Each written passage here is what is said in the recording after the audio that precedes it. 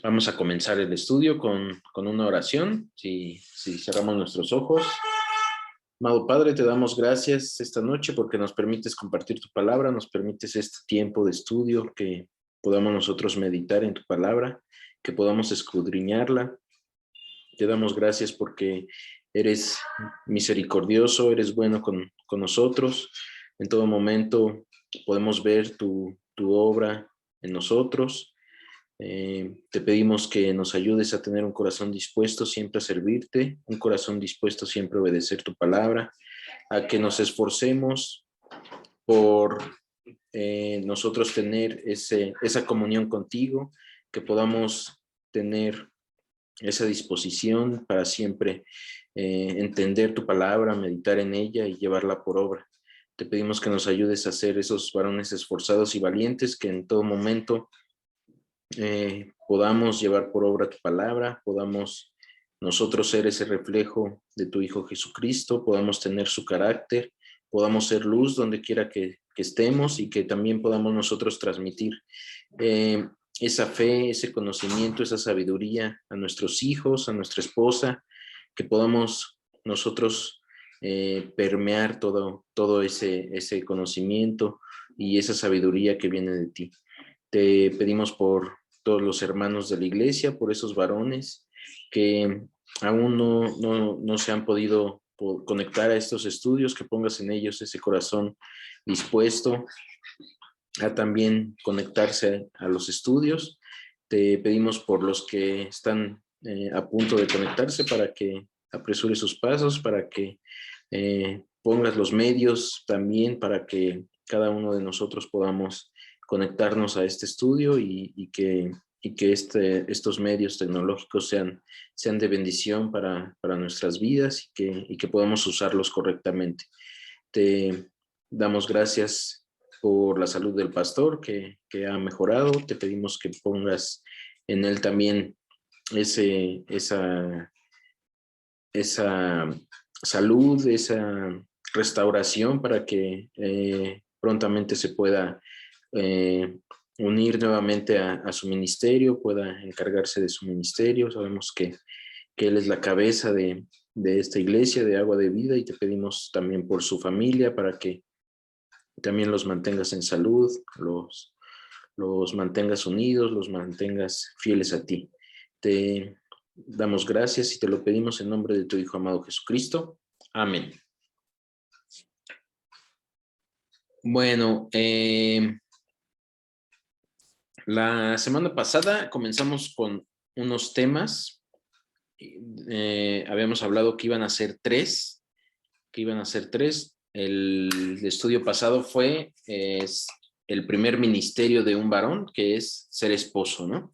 Y hoy vamos a tocar el tema de la primera congregación de un varón es su hogar. Entonces, vamos a comenzar primeramente con tratar de tener claro qué es una congregación, cuál es la función, cuál es el objetivo de una congregación. Y bueno, yo creo que hay un versículo que cuando hablamos de congregación, pues se nos viene a la mente, ¿no? Que es Hebreos 10:25, ¿no? Si quieren acompañarme a Hebreos 10:25.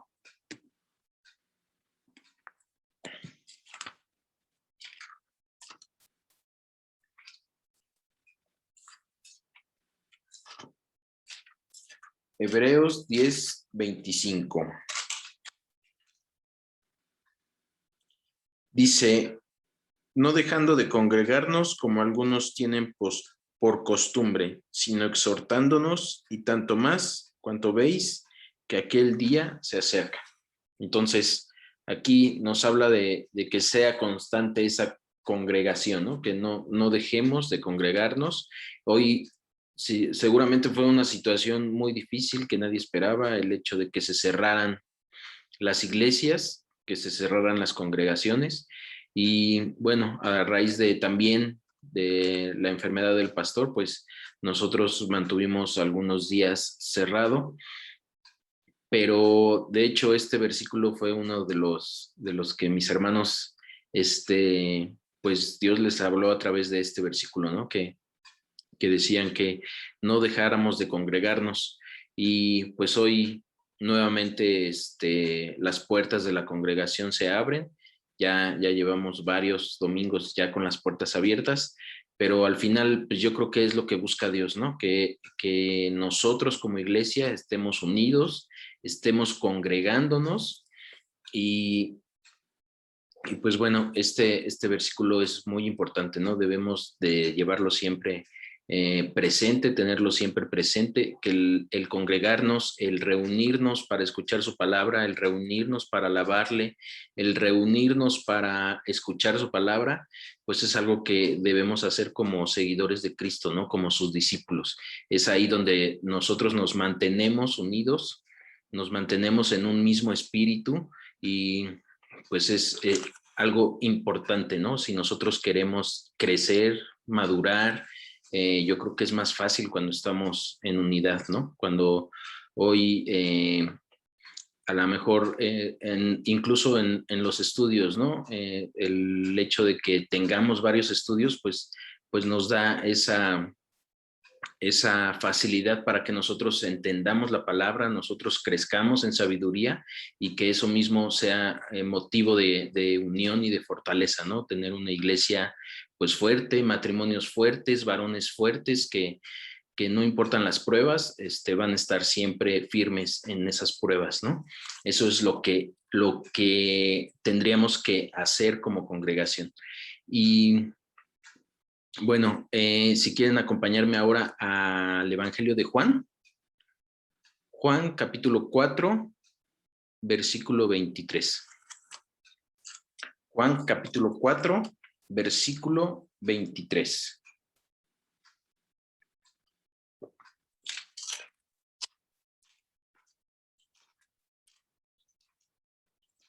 Juan 4, 23. Dice, mas la hora viene, y ahora es cuando los verdaderos adoradores adorarán al Padre en espíritu y en verdad, porque también el Padre tales adoradores busca que le adoren, ¿no? Entonces, esa es una razón por la que nos congregamos, ¿no? A adorar a Dios, a alabarle, a escuchar su palabra. Aquí en la definición de congregación que usa Hebreos, usa una palabra griega que es sunago con S, con G y acento en la A.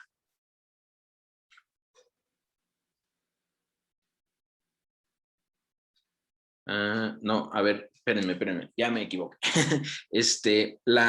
La definición de congregación en Hebreos 10:25, la palabra que usa es episunagoge. Se los voy a copiar en el chat para que, a ver si es más fácil.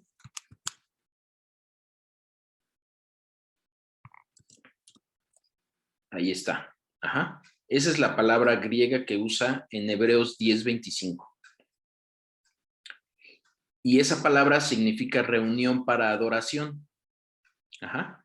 Entonces, por eso es que, como les comentaba, esta parte de Hebreos, pues a eso nos llama, ¿no? A congregarnos para adorar a Dios, para tener ese momento juntos como iglesia, adorándole en un mismo sentir, en un mismo espíritu y que podamos adorarle, alabarle y escuchar su palabra. Ajá. Y ahora sí, la palabra sunago también se las pongo en el chat. Sunago, esa también significa congregación o congregar, pero esta palabra se usa en otros versículos que ahorita los vamos a ver. O sea, tiene diferente significado. Y la palabra sunago significa conducir juntos, reunir, unir, guardar, juntar y convocar. Eso es lo que significa sunago. Y vamos a ver algunos versículos donde se usa esta palabra sunago. El primero que vamos a ver es Mateo 18:20. Mateo 18:20. Vamos a leer primero estos versículos. Son como 4 o 5. Los leemos primero y ya después meditamos en ello. Y ya después los vamos analizando. Mateo 18:20. Dice, porque donde están 2 o 3 congregados en mi nombre, allí estoy yo en medio de ellos. Ese es Mateo 18:20. Otro donde se usa la palabra sunago es Hechos 4:31. Hechos 4:31. Dice Hechos 4:31.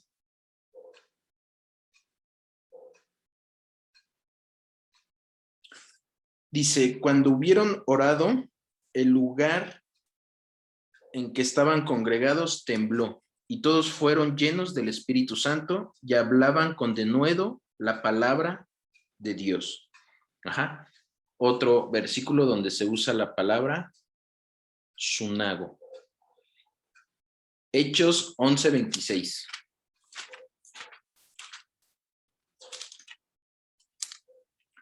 Hechos 11:26. Y se congregaron allí todo un año con la iglesia y enseñaron a mucha gente, y a los discípulos se les llamó cristianos por primera vez en Antioquía. Ajá. Otro, Juan 11:52. Evangelio de Juan 11:52.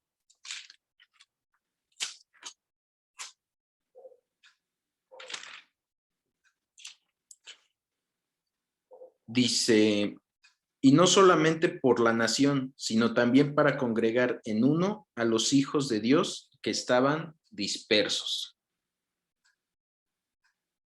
Ajá. Entonces, esos son los versículos que vamos a ver el día de hoy. Y bueno, en todos estos versículos, la palabra congregación, pues viene de esa palabra griega, sunago. Entonces, vamos a regresarnos a Mateo 18:20.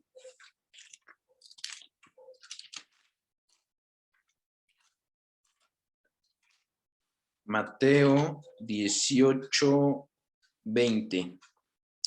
Y dice, porque donde están 2 o 3 congregados en mi nombre, ahí estoy yo en medio de ellos, ¿no? Entonces, ¿qué tan importante es que en esa congregación, en ese hogar donde nosotros estamos siendo cabeza, donde nosotros somos los varones, esté Cristo, ¿no? Esté Cristo en medio de ese hogar. Dice que con 2 que estén reunidos en su nombre es suficiente para que Él esté en medio de ellos. Entonces, si recordamos el estudio anterior donde hablábamos de ese ministerio del varón, que es su primer ministerio es ser esposo, pues aquí qué tan importante que hagamos bien ese ministerio para que nuestra esposa en ese momento ya seamos 2, ¿no? Esté en un mismo sentir con nosotros, esté en un mismo espíritu, esté sujeta a ese varón, y que sean por lo menos ellos 2, que dice que con esos 2 son suficientes para que Cristo esté en medio de ellos. Ajá. Entonces, así vamos a lograr que nuestro hogar pues esté cimentado por Cristo, esté Cristo en medio, sea un hogar cristocéntrico. Y aquí, bueno, pues no solamente es la esposa, ¿no? Si en algún hogar no hay esposa, pues también los hijos, ¿no? O sea, el que nosotros seamos esa cabeza y que los hijos estén sujetos también al papá, al varón, pues también, o sea, hay que buscar esa parte, ¿no? Para que seamos varios, seamos el hogar, seamos toda la familia completa sujeta a Cristo. Pero si no fuese así, que toda la familia está sujeta a Cristo, pues dice que por lo menos 2, ¿no? Entonces busquemos esa parte, busquemos esa unidad, que nosotros como varones podamos transmitir esa fe, podamos transmitir esa sabiduría, ese conocimiento para que pues nuestros hijos también estén en ese mismo sentir, ¿no? En ese mismo sentir, y que nos reunamos en el nombre de Cristo y que Cristo esté presente en nuestro hogar, ¿no? Por eso es importante ese rol que tenemos nosotros como varones, ¿no? Tenemos que buscar que en nuestro hogar esté Cristo y que 2 o 3 estemos congregados en ese hogar, 2 o 3 estemos juntos en ese hogar, en un mismo sentir, unidos, para que Cristo esté en medio de nosotros. Amén.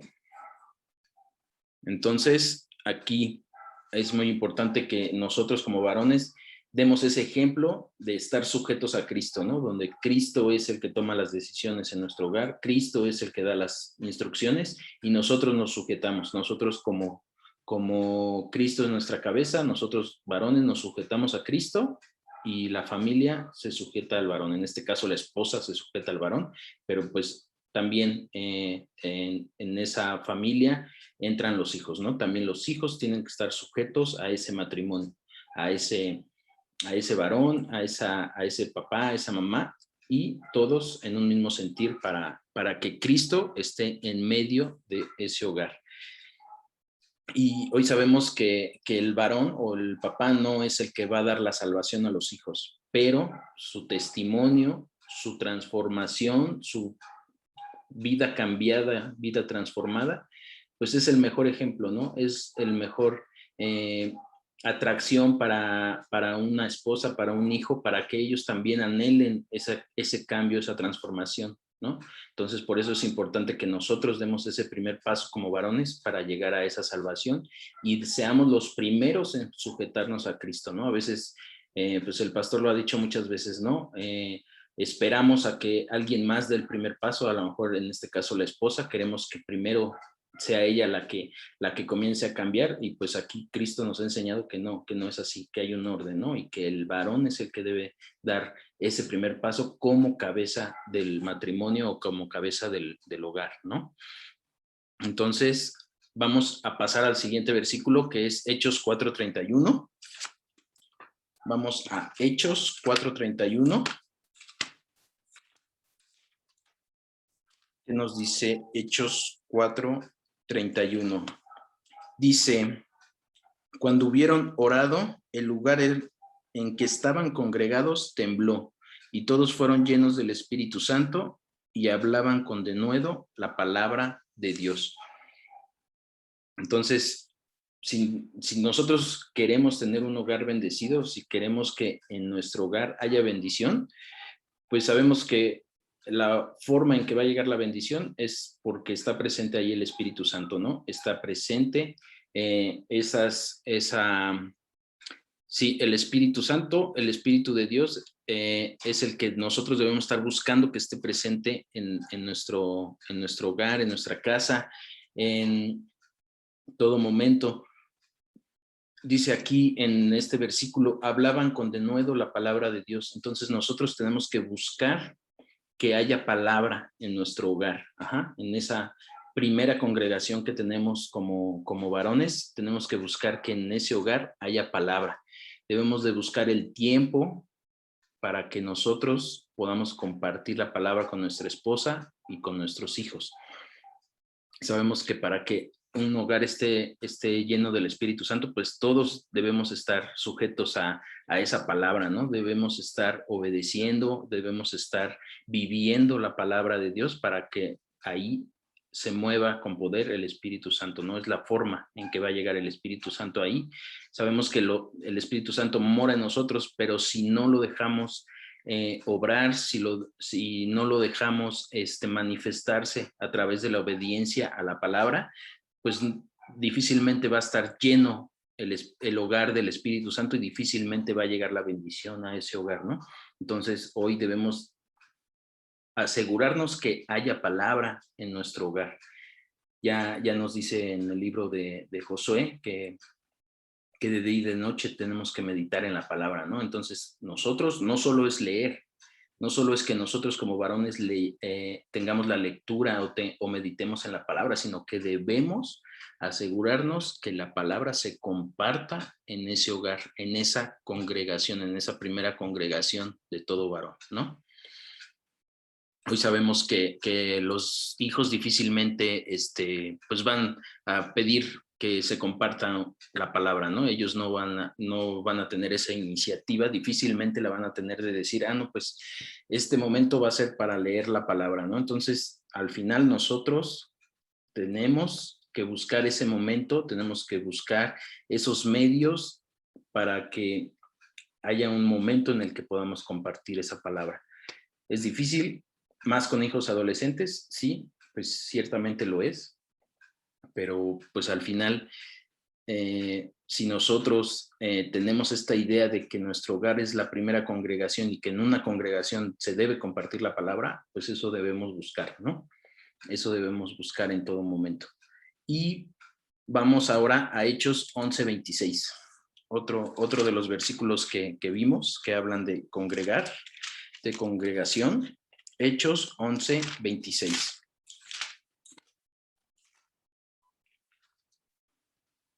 Dice, y se congregaron allí todo un año con la iglesia y enseñaron a mucha gente, y a los discípulos se les llamó cristianos por primera vez en Antioquía. Entonces, otro rol como varón y como cabeza de una congregación, de esa primera congregación que es nuestro hogar. Enseñar. Aquí dice este versículo que se congregaron todo un año con la iglesia y enseñaron a mucha gente. Entonces ese rol también lo tenemos como varones, ¿no? Enseñar a nuestros hijos. Es algo, podría llamarse que es suficiente con compartir la palabra, pero aquí este versículo no solo nos está diciendo comparte la palabra, sino enseña la palabra. Es diferente a veces el compartir la palabra y enseñarla, ¿no? El compartirla pues puede ser un momento de lectura, un momento de meditación y ya compartí, pero la enseñanza es diferente. La enseñanza, aparte de compartir, una enseñanza pues requiere cierto seguimiento, ¿no? El decir, bueno, ya te di este conocimiento, ya lo estás aplicando, eso es parte de la enseñanza, ¿no? Hoy todos, yo creo que en algún momento fuimos estudiantes y a veces recuerdas más a esos maestros que estaban sobre de ti, ¿no? O sea, a lo mejor en ese momento que estabas estudiando eran los que más te caían mal, pero cuando terminas, cuando realmente ves cómo aprendiste o qué conocimiento obtuviste, pues son a veces los maestros que les agradeces, ¿no? El estar ahí sobre de ti, el estar dando ese seguimiento, el que siempre estuvieron, pues, si lo quieres llamar, molestándote para que hicieras la tarea, para que entendieras, para que comprendieras lo que trataban de enseñarte, pues eso es a veces lo importante, ¿no? El que no solamente se dio el conocimiento y al maestro no le importó si aprendiste o no, sino que al maestro le importa que realmente aprendas, ¿no? Entonces, esa es la diferencia entre solo compartir palabra y realmente enseñar, darle ese seguimiento, ¿no? El hablar con tus hijos y decir, bueno, esto ya lo aprendimos, ya tenemos este conocimiento, tú como maestro ya se los mostraste, ya les compartiste el conocimiento, ahora, ¿lo estás aplicando? Tú estás observando como maestro que tus hijos están aplicando ese conocimiento, entonces es diferente solo compartir a enseñar, ¿no? El enseñar incluyen más cosas, más actividades, abarca más, hay que estar más pendientes de esa enseñanza o ese conocimiento que ya se compartió, ¿no? Y obviamente, ¿qué pasa cuando un maestro ve que el alumno no ha entendido bien? Pues repite el estudio, repite el conocimiento, trata de que de alguna forma, si no se entendió como se explicó, pues a lo mejor de otra forma hacerlo entender, ¿no? ¿Qué quiere decir? Que también eso incluye la enseñanza, ¿no? Eso incluye el ser maestros, que nosotros busquemos la forma en que nuestra esposa, nuestros hijos o esos discípulos, esos alumnos entiendan lo que queremos que entiendan o queremos transmitirles, ¿no? Lo que viene de la palabra de Dios, que realmente lo entiendan y lo apliquen. Eso es lo que debemos buscar. Amén. Ahora vamos a Juan 11:52. Juan 11:52, Evangelio de Juan 11:52.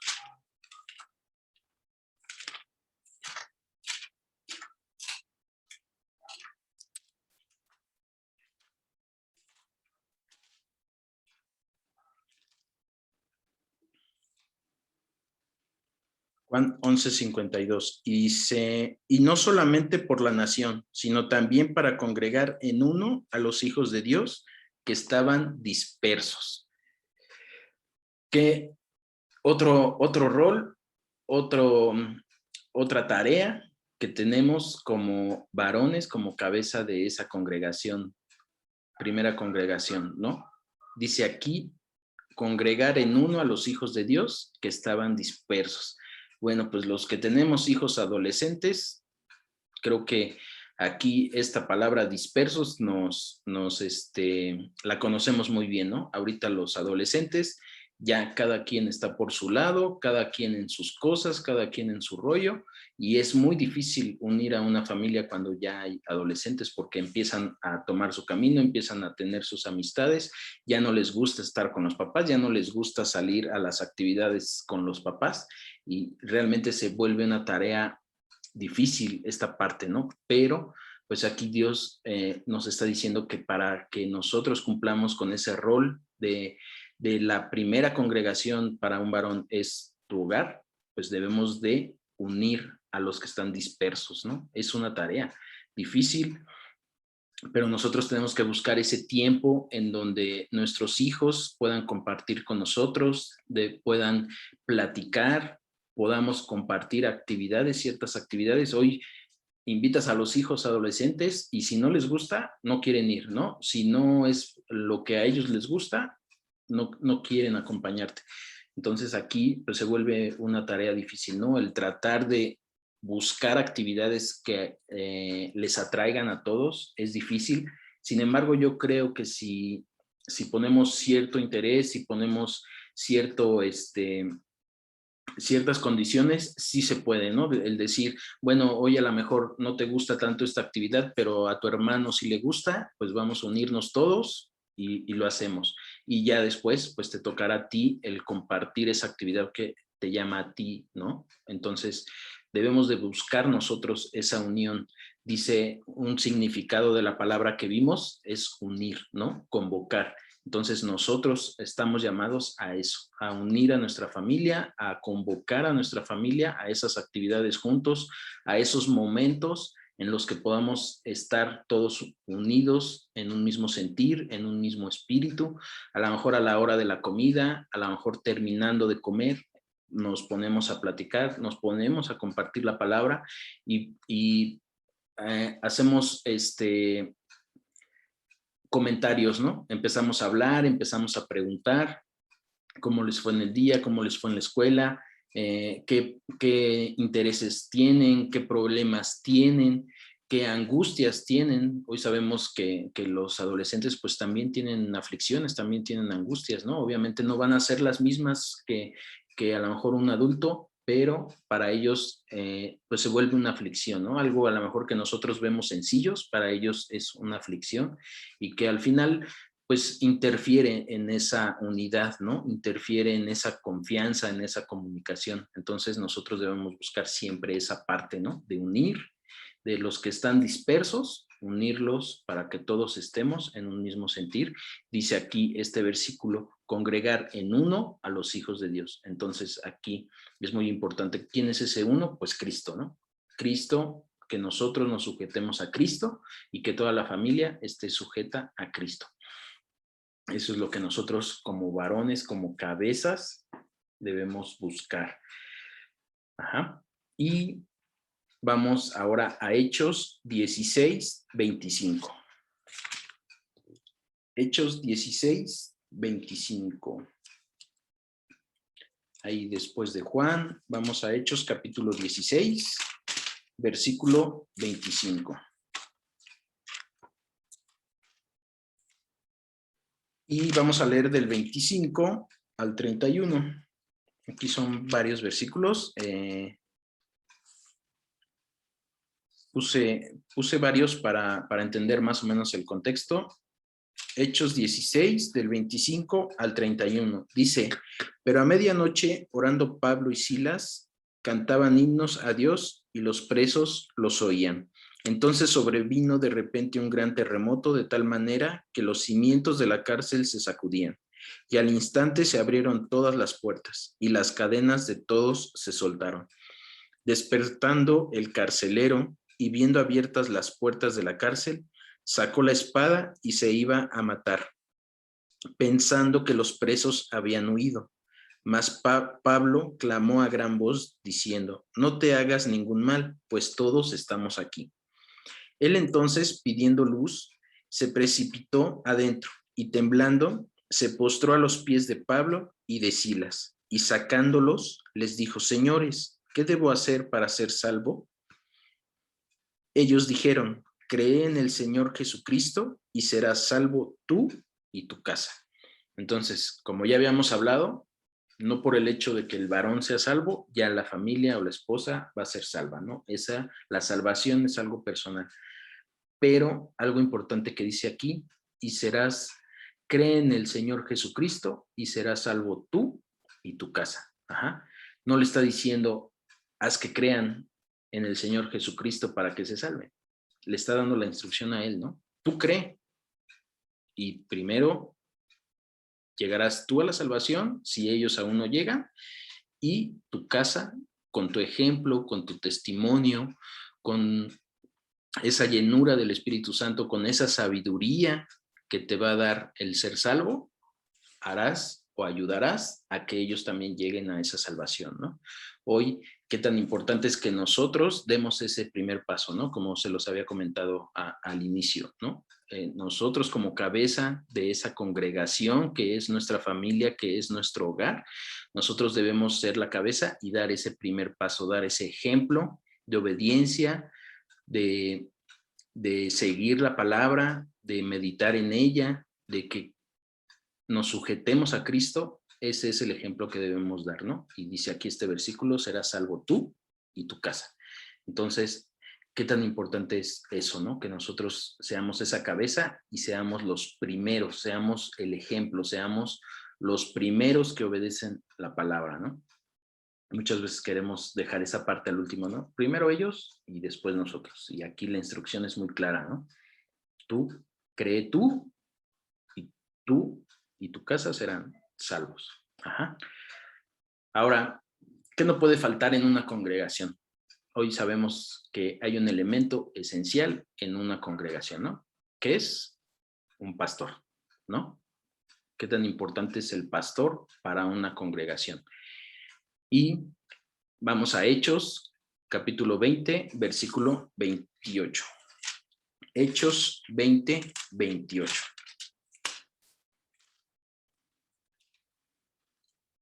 Dice, por tanto, mirad por vosotros y por todo el rebaño en que el Espíritu Santo os ha puesto por obispos para apacentar la iglesia del Señor, la cual él ganó por su propia sangre.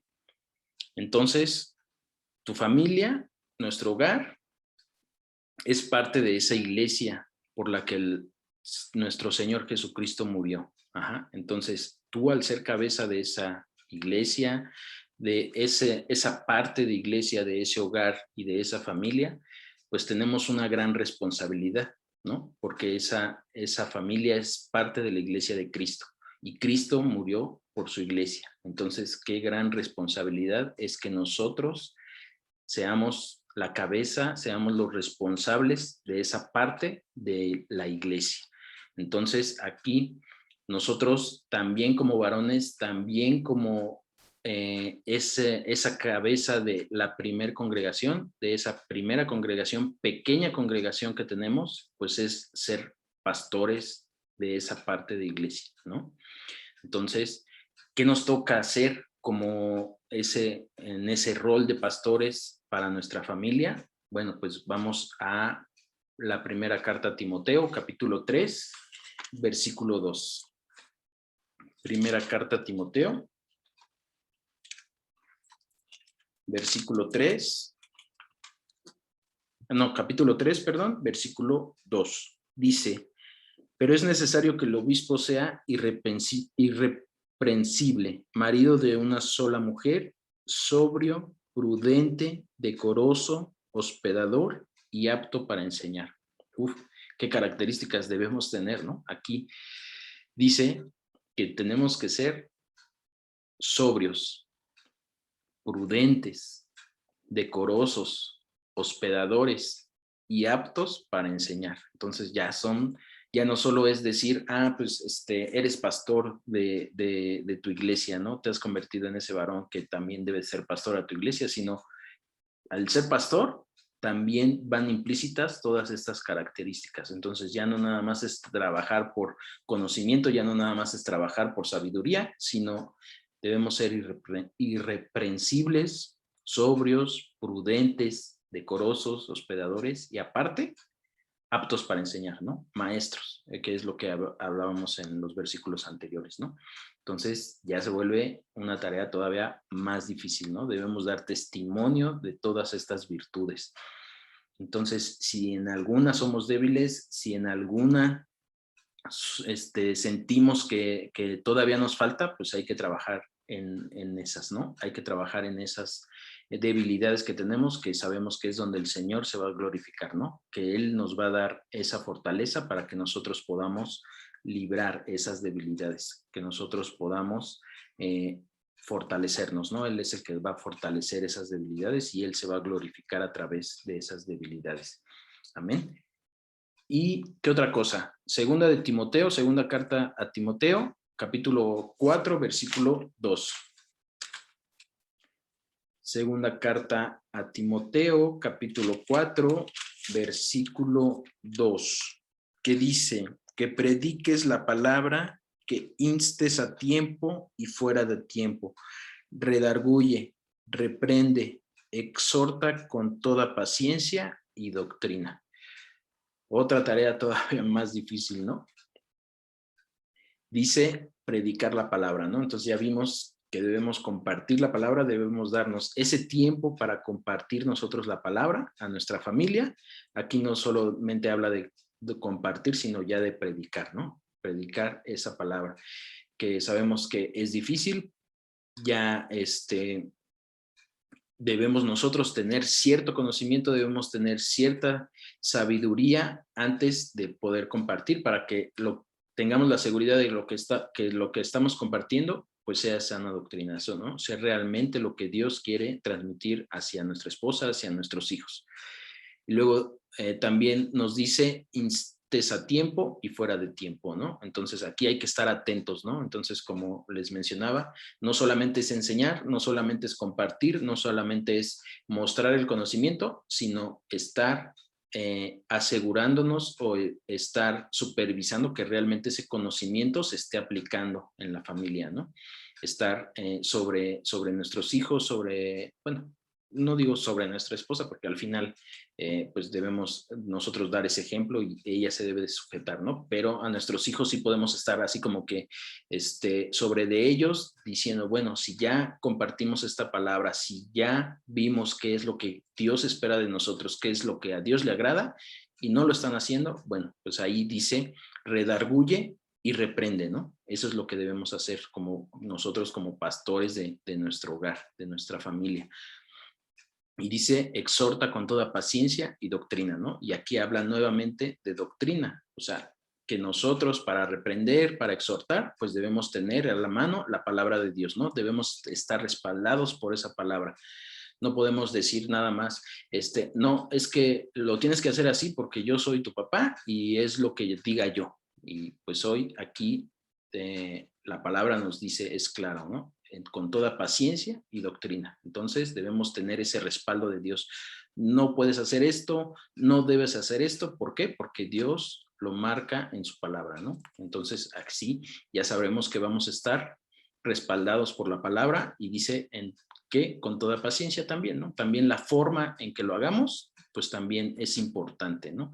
Si comenzamos con gritos, si comenzamos con ofensas, si comenzamos con enojos, pues difícilmente le va a llegar esa palabra a nuestro hijo, ¿no? Difícilmente la van a entender, porque simplemente el hecho de que ya comencemos con enojo, ya comencemos con gritos, pues ellos se cierran, ¿no? Se cierran a ese conocimiento y ya no captan ya no tienen esa sensibilidad para entender lo que queremos enseñarles o queremos compartirles.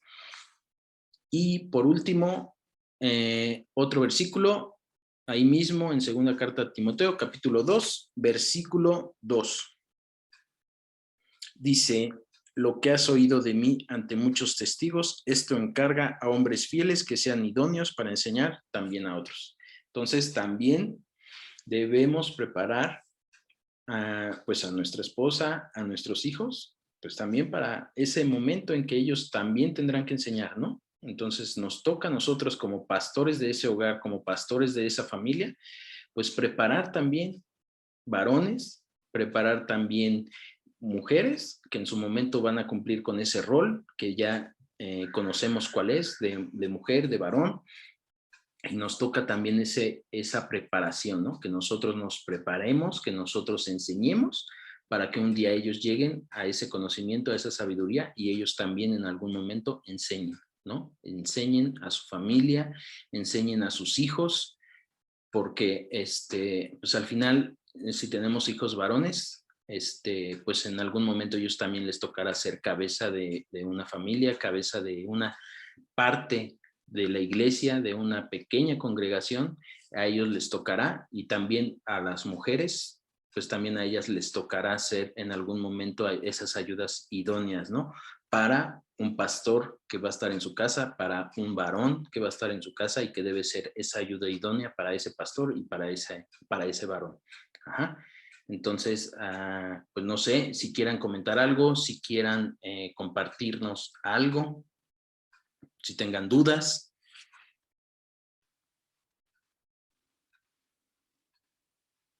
File, si nos despides en oración, por favor.